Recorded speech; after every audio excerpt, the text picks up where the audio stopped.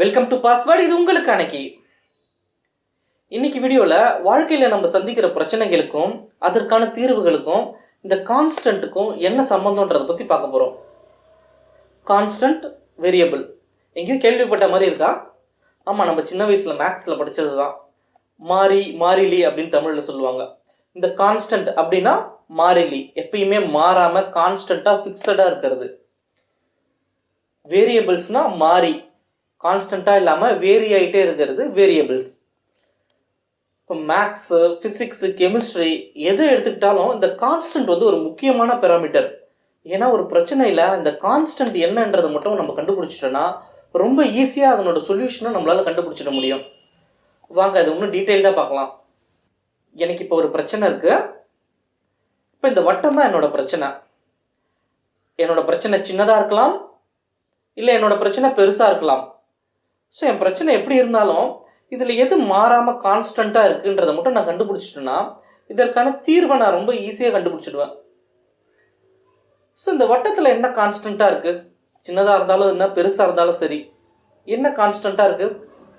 பல ஜென்ரேஷன்ஸில் பல நாடுகளில் நிறைய அறிஞர்கள் இதை பற்றி ஆய்வு பண்ணி இந்த வட்டத்தில் என்ன கான்ஸ்டண்ட்டாக இருக்குன்றதை கண்டுபிடிச்சாங்க.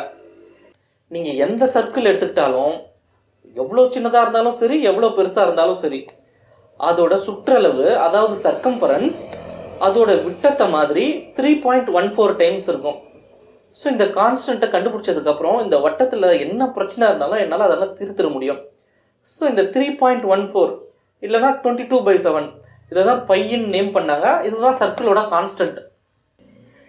இந்த பையின்ற சின்ன கான்ஸ்டண்ட்டை வச்சு தான் ஒரு சக்கரத்துக்கு நான் பெயிண்ட் அடிக்கிறதுனாலும் சரி, இல்லை ராக்கெட் ஓடணுனாலும் சரி, எல்லாத்துக்கும் இந்த ஒரு சின்ன விஷயம் தான் யூஸ் ஆகுது.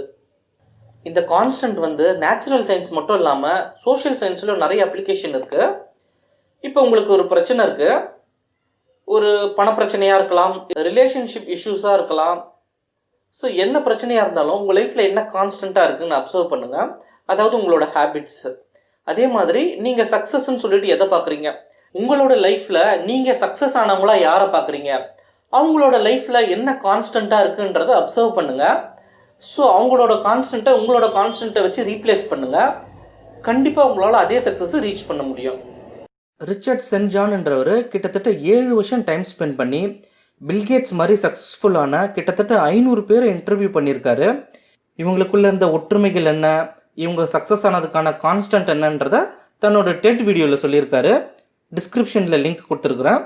இந்த மாதிரி உங்கள் வாழ்க்கையில் இருக்கிற பல பிரச்சனைகளுக்கு ஏற்கனவே கான்ஸ்டன்ட்ஸை கண்டுபிடிச்சி வச்சுருக்காங்க. உங்கள் பிரச்சனைக்கு தேவையான கான்ஸ்டன்ட் எதுவோ அதை யூஸ் பண்ணி லைஃப்பில் சக்ஸஸ் ஆகுங்க. இந்த வீடியோ உங்களுக்கு பிடிச்சிருந்துச்சுன்னா லைக் பண்ணுங்கள். யாருக்கு யூஸ்ஃபுல்லாக இருக்கும்னு நினைக்கிறீங்களோ அவங்க கூட ஷேர் பண்ணுங்கள். மறக்காமல் எங்கள் சேனலை சப்ஸ்கிரைப் பண்ணுங்கள். தேங்க்ஸ் ஃபார் வாட்சிங்.